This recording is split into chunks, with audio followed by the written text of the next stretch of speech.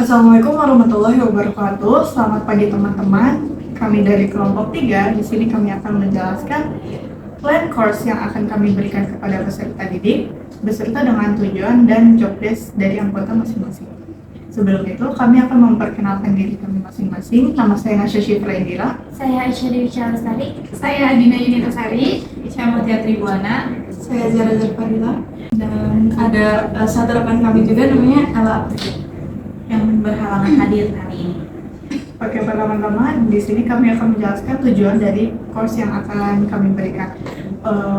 Course yang kita ambil yaitu English Learning for Beginners. Jadi, tujuan dari course ini adalah untuk membantu pemula dalam mempelajari dasar-dasar bahasa Inggris. Untuk membantu peserta didik meningkatkan kemampuan mereka dalam mendengarkan percakapan dalam bahasa Inggris. Terutama bagi peserta didik yang ingin mempelajari bahasa Inggris itu sendiri lebih dalam. Tujuan utamanya yaitu memperkenalkan suara, intonasi, dan dalam bahasa Inggris. Nah, di sini kan membantu peserta mengenal pelafalan. Mengenal pelafalan itu seperti ada beberapa peserta yang mungkin belum familiar, belum mengenal kosakata dari bahasa Inggris tersebut, dan juga dari intonasi kita saat berbicara. Karena kalau misalnya kita berbicara di saat acara formal, otomatis kita harus berbicara dengan intonasi yang netral dan lebih sopan. Sedangkan kalau bersama teman-teman, pasti kan kita berbicara dengan informal, bahasa yang gaul, dan mungkin suara yang lebih keras gitu ya, teriak-teriak, dan juga dan memakai beberapa aksen. Karena setiap aksen itu berbeda-beda artinya, dan di listening ini kemungkinan akan memakai 2 aksen untuk Amerika dan British accent. Untuk selanjutnya yaitu meningkatkan pemahaman frasa, kata sederhana, dan agar memiliki kepercayaan diri saat mendengarkan percakapan dalam bahasa Inggris. Di sini kami akan memberikan sebuah video percakapan. Jadi di percakapan itu akan diberikan 1 kalimat atau 2 kalimat yang kemungkinan panjang, dan tidak mungkin akan mengartikannya satu kata. Jadi kita akan mengajarkan mereka hanya mengambil intisarinya saja. Jadi tidak perlu mengartikan panjang lebar itu. Dan juga kita akan memberikan video pembelajaran dari animasi atau dari film-film untuk menambah kepercayaan diri mereka. Jadi pada intinya untuk memahami konteks dari suatu kalimat yang dibicarakan. Untuk yang terakhir yaitu melatih pemahaman konteks. Jadi melatih pemahaman konteks ini mengajarkan peserta cara menangkap arti. Di sini juga sebenarnya sama dengan pemahaman kata, cuma di sini dia jatuhnya isinya itu jadi 1 paragraf. Jadi kita memahami 1 paragraf itu tidak panjang-panjang artinya, cuma dari kata kuncinya saja gitu loh. Dengan kursus ini diharapkan peserta didik dapat lebih percaya diri dalam menghadapi percakapan sehari-hari menggunakan bahasa Inggris dan meningkatkan skill mereka dalam listening. Selanjutnya ada planning course. Jadi kita akan membuat plan 8 pertemuan, di mana di pertemuan pertama itu kita akan mulai dengan introduction. Peserta didik diminta untuk memperkenalkan dirinya sendiri dan berbagi pengalaman mereka dalam aktivitas listening, seperti kesulitannya atau hal-hal yang mereka hadapi dalam listening. Dan untuk di pertemuan kedua kita lakukan mulai masuk materi.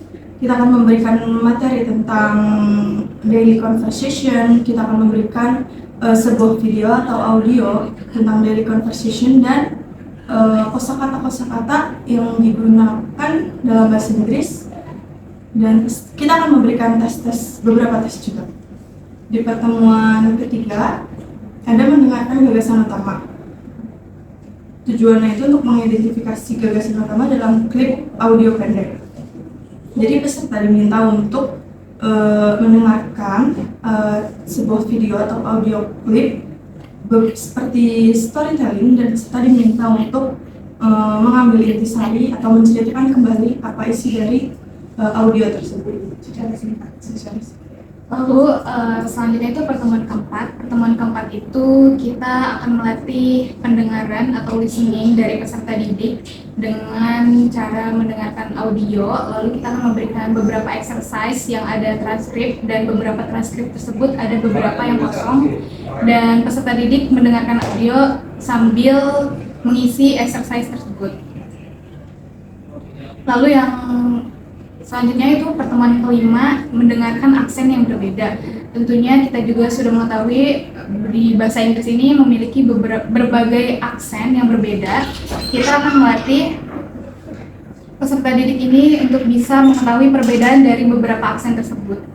Lalu pertemuan keenam dengan memberikan audio, dan peserta didik ini bisa mengharap memberikan take note atau beberapa ringkasan dari audio yang sudah didengar. Lalu untuk pertemuan ketujuh akan ada listening practice menggunakan media. Kita akan menyediakan sebuah animasi pendek atau berupa klip dari sebuah animasi. Di sini peserta akan dibuat sebagai sebuah grup, dan mereka akan mendiskusikan tentang pertanyaan-pertanyaan yang diberikan dari video yang kami sediakan. Lalu untuk pertemuan 8 ada review dan post-test, yaitu untuk mengulas kembali materi yang telah diberikan dari pertemuan pertama melalui sebuah tes. Oke. Untuk selanjutnya di sini kami akan menjelaskan job desk dari masing-masing anggota. Di kelompok kami memiliki 3 job desk. Yang pertama itu course manager, selanjutnya course designer, dan media creator. Oke, untuk course manager ada saya sendiri, Aisyah, bersama rekan saya Ella yang sekarang berhalangan untuk hadir. Kami di sini bertugas untuk memastikan course ini berjalan dengan lancar, efektif, dan sesuai dengan rencana yang telah kami buat. Di sini kami juga bertugas untuk mengurus pendaftaran serta berkomunikasi dengan para peserta. Jadi singkatnya course manager ini untuk memastikan seluruh aspek kursus terorganisir dengan baik dan mampu untuk mencapai tujuan pembelajaran ini. Untuk selanjutnya yaitu media creator, saya sendiri dengan Zarli. Media creator sendiri memiliki tugas untuk mempromosikan dari course kami dan mendesain isi course-nya itu sendiri.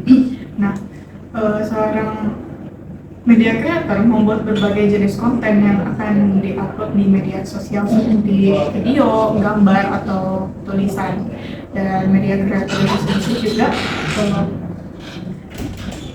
Media creator juga kita akan membuat beberapa tes melalui aplikasi seperti Quizzes atau Kahoot, sehingga pembelajaran dan tes lebih interaktif.